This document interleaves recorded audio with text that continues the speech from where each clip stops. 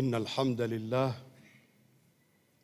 نحمده ونستعينه ونستغفره ونعوذ بالله من شرور أنفسنا وسيئات أعمالنا من يهد الله فلا مضل له ومن يضلل فلا هادي له وأشهد أن لا إله إلا الله وحده لا شريك له وأشهد أن محمدًا عبده ورسوله أما بعد فإن أصدق الحديث كتاب الله وخير الهدي هدي محمد صلى الله عليه وآله وسلم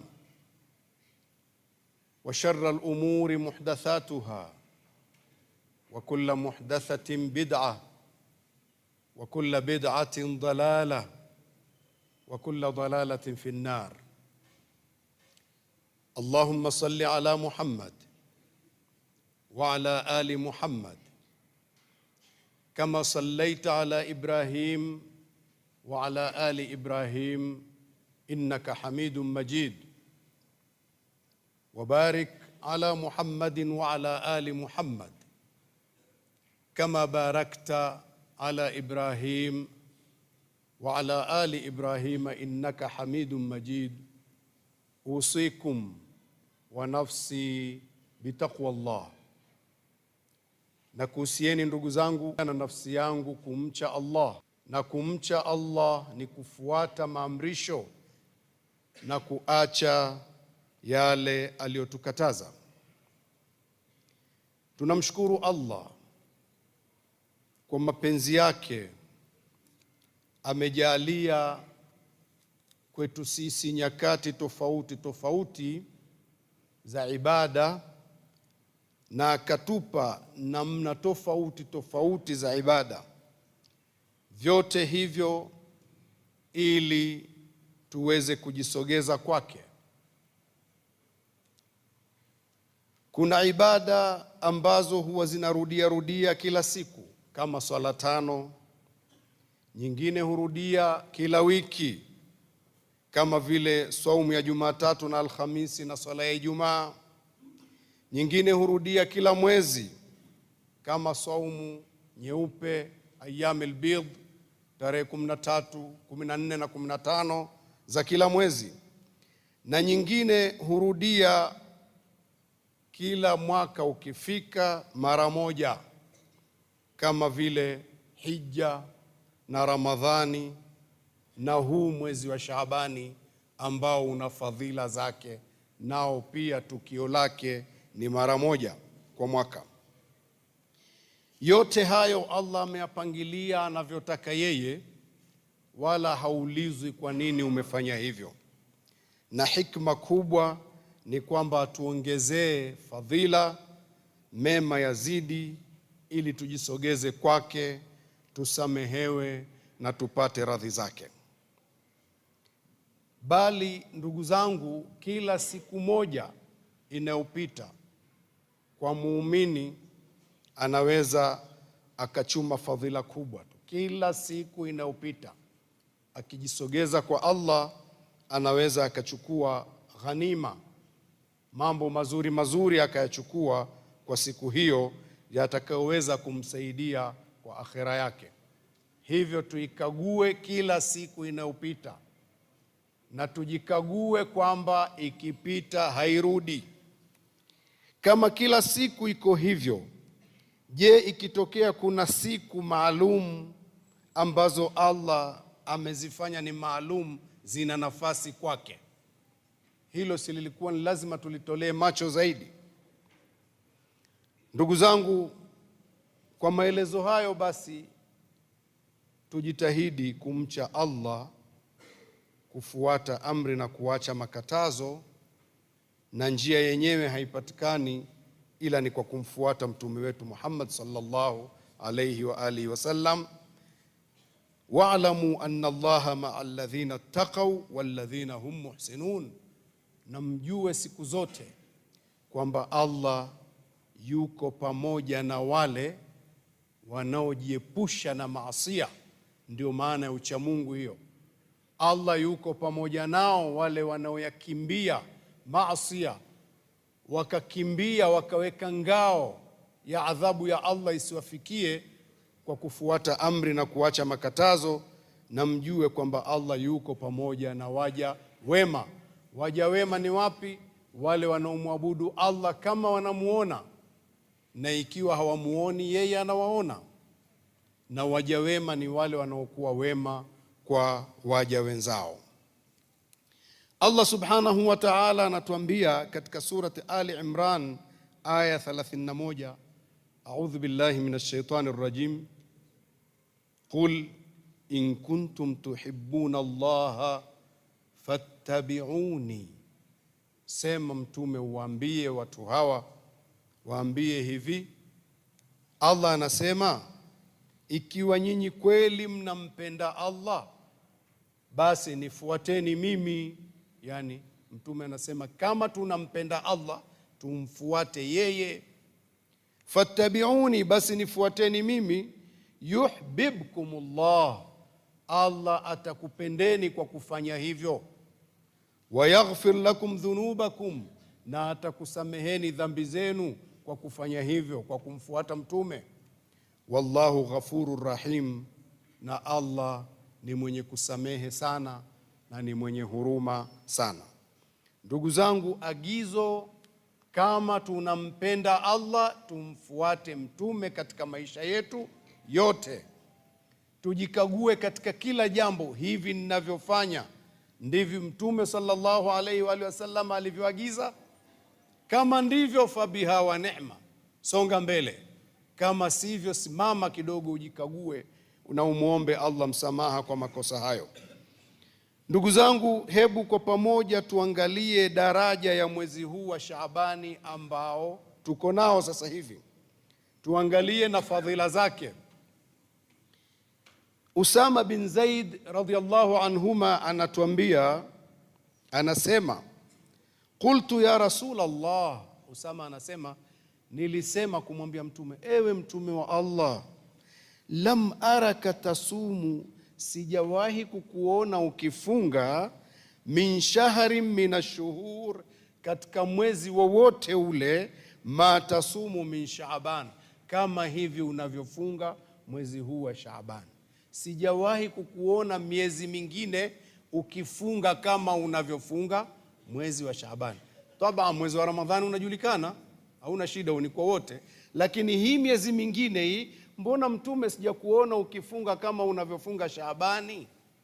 Kuna nini? Qala sallallahu alayhi wa alihi wa sallam, Mtume akasema kumjibu, dhalika shahrun yaghfulu nnasu anhu, huu mwezi wa Shaabani ni mwezi ambao watu hughafilika nao, hughafilika na mwezi huu. Kinachowaghafilisha ni nini? Ni haya maneno yanayofuata, baina Rajaba wa Ramadhan, mwezi huu uko kati ya Rajab na uko kati ya Ramadhani, umekuwa katikati ya Rajab na Ramadhani. Yani kuna nini kwani mpaka wakaghafilika? Mwezi wa Ramadhani, mwezi wa Rajab, ilikuwa Allah ametoa agizo, ni mwezi mtakatifu, epukeni dhulma, mwezi mtakatifu Rajab. Watu wakawa akili ziko kwenye Rajab, ukishamalizika akili zinahamia Ramadhani, inakuja mwezi mtukufu unakuja wa Ramadhani. Kama tunavyosema ile mitakatifu inajulikana ni minne, lakini tumezoea kusema mwezi mtukufu wa Ramadhani, sio katika ile mitakatifu. Basi unakuja Ramadhani, akili zinakuwa kwenye mwezi wa Rajab, halafu zinahamia Ramadhani, wanaghafilika na huu, kuna kitu hapa.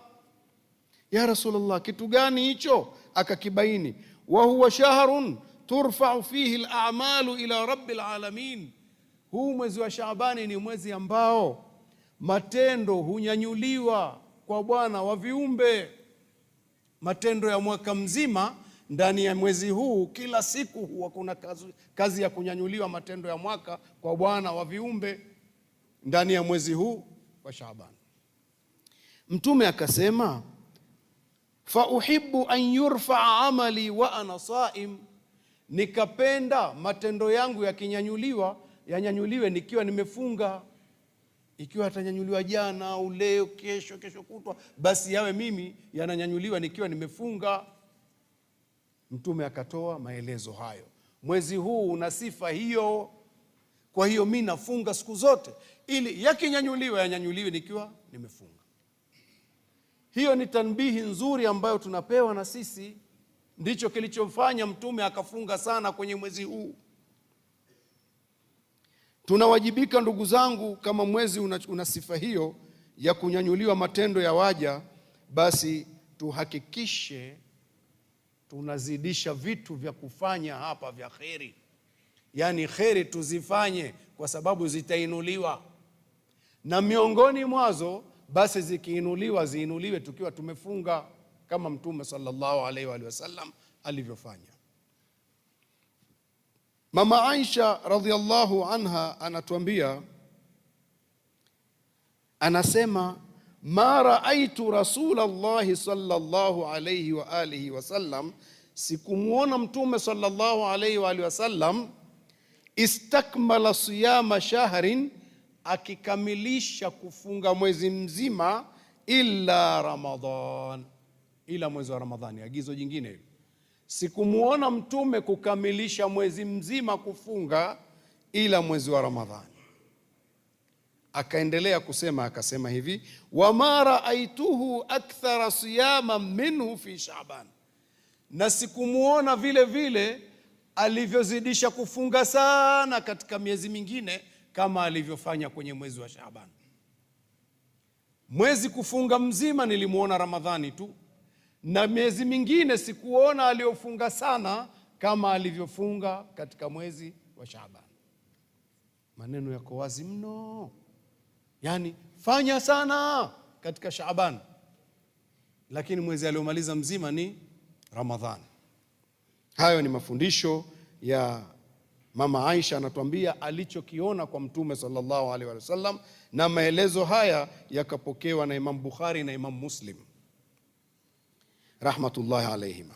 Mama Aisha anatuambia vile vile maneno mengine, anasema hivi, lam yakun Rasulullah sallallahu alaihi wa alihi wasallam, hakuwa Mtume sallallahu alaihi wa alihi wasallam, fi shahri min as-sana, katika mwezi wowote mwaka mzima, hakuwa akthara siyama minhu fi Shaaban, aliofunga sana mwezi wowote ule katika mwaka kushinda alivyofunga mwezi wa Shaabani. Maneno haya anapigilia msumari.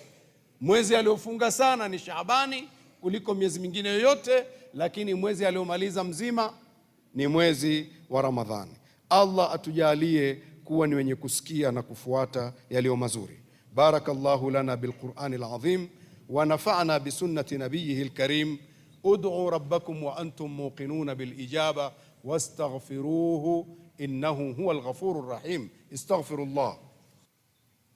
Alhamdulillah wassalatu wassalamu ala rasulillah nabiyina Muhammad sallallahu alayhi wa alihi wa sahbihi wa man tabi'ahum bi ihsanin ila yawmiddin. Usikum wa nafsi bitaqwa Allah. Nakuhusieni ndugu zangu, naihusia na nafsi yangu kumcha Allah, na kumcha Allah ni kufuata maamrisho na kuacha yale yaliyotukataza. Wema waliotangulia walikuwa wakiutumia vizuri sana mwezi wa Shaabani, wakifunga sana kumuiga Mtume sallallahu alaihi wasallam, na kwa kuwa matendo yananyanyuliwa wakawa wanatoa sadaka sana, na wengine zaka zao wakazitoa ndani ya mwezi huu wa Shaabani kwa ajili ya maandalizi ya Ramadhani, ili ziwafikie ndugu zao nao wawe wana nguvu, wamesaidiwa kujiandaa na Ramadhani. Walijitahidi sana kufanya hivyo kila kheri, pamoja na kufunga sana, kwa kujua kwamba matendo yananyanyuliwa kwa Bwana wa viumbe. Ndugu zangu, leo tulipo mambo yamekwenda kinyume. Imekuwa ikifika Shaabani, wenzetu wengine huangalia uwanja gani mzuri wa mpira ambao tukishafuturu tutakwenda kucheza pale tupunguze shibe. Wengine huangalia karata gani zilizotoka quality nzuri ambazo zitavumilia mwezi mzima wa Ramadhani, tuwe tunacheza tukimaliza kufuturu. Wengine kwa bahati mbaya hujiandaa kuoa kwa maandalizi ya kupikiwa futari tu, eti futari uji. Nasema mwezi wa Ramadhani niwe ninakunywa uji hata sina mke. Apikiwe uji, eti uji na Ramadhani una uhusiano gani? Au futari kwa ujumla. Anajiandaa kuoa jambo zuri, lakini maandalizi yake aoe kwa ajili ya Ramadhani, ana nia ya kuacha pia Ramadhani ikiisha. Hayo ni makosa makubwa sana. Uoe mwanamke yuko transparent kwa ajili yako wewe, kila kitu amejitoa, muhanga kabisa, anajua nimepata mwenza wa kupata utulivu, kumbe wewe una nia ya kumwacha Ramadhani ikiisha. Dhambi kubwa sana. Mwingine kwa bahati mbaya ameishi mwaka mzima na kimada, anaona katika mwezi wa Ramadhani unakuja nikurudishe kwenu kwanza, halafu Ramadhani ikiisha tutarudi. Kuoa ni rahisi zaidi kuliko hivyo, wala hakuna gharama kubwa kuliko hivyo unavyofanya. Haya ni mabadiliko mabaya, na wengine inapofika mwisho huwa wana maandalizi ya kusema wanavunja jungu. Kwenye Uislamu hakuna vunja jungu, ndugu zangu. Maandalizi mabaya sana ya kuchafua Uislamu. Watu wa namna hiyo wanatakiwa wapigwe vita sana kwa kila namna, watengwe. Si watu wazuri katika Uislamu kusema navunja jungu. Unavunja jungu gani? Hakuna habari hizo. Watu wanatakiwa wajisogeze kwa Allah, wajiandae na Ramadhani kwa maandalizi mazuri na kufanya istighfar kwa yale mapungufu yaliyokuwa yametokea. Ndugu zangu, kama tulikuwa tuna mapungufu, tumuombe Allah msamaha, na Allah ni mwenye kusamehe, ameahidi hivyo. Mtume sallallahu alayhi wa sallam anasema, man lazima al-istighfar, yule ambaye atadumu kumwomba Allah msamaha, ja'ala Allahu lahu min kulli hammin faraja, Allah hujalia kwake kila udhia kero linalompata humpa faraja. Wa min kulli dhiqin makhraja, na katika kila dhiki anayoipata ya maisha Allah humpa mapito ya kupita. Wa razaqahu min haythu la yahtasib, na Allah humruzuku kwa namna ambayo hata hakufikiria.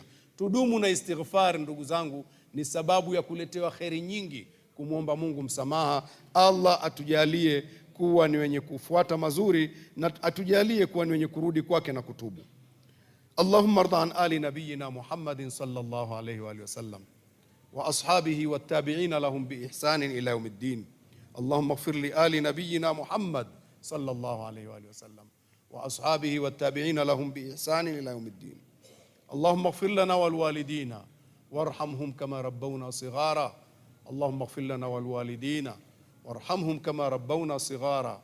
اللهم اغفر لنا والوالدين وارحمهم كما ربونا صغارا. اللهم اغفر للمؤمنين والمؤمنات والمسلمين والمسلمات الأحياء منهم والأموات برحمتك يا أرحم الراحمين. عباد الله، إن الله يأمر بالعدل والإحسان وإيتاء ذي القربى وينهى عن الفحشاء والمنكر والبغي يعظكم لعلكم تذكرون. فاذكروا الله يذكركم وادعوه يستجب لكم واسألوه من فضله يعطكم ولذكر الله أكبر والله يعلم ما تصنعون. قوموا إلى الصلاة يرحمكم الله.